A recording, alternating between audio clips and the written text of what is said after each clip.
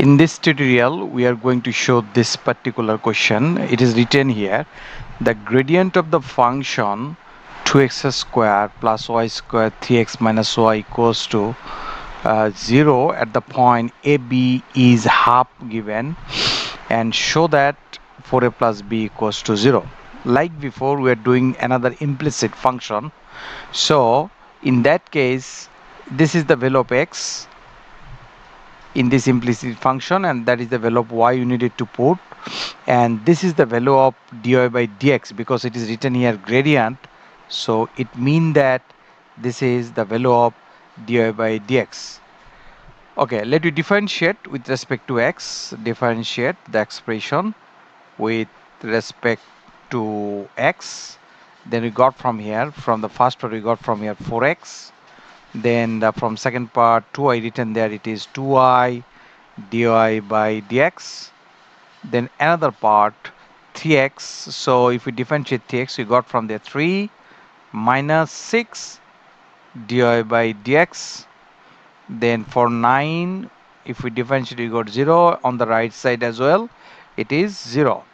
So that is our expression. In this expression, we need to put the value of x, y and dy by dx as a half. So let we do that. For a, instead of x we are putting here a, then plus 2b, because y value is b and dy by dx is the gradient value which is given half.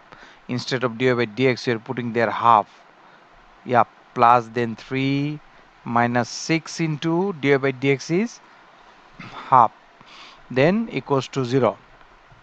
So now let me simplify.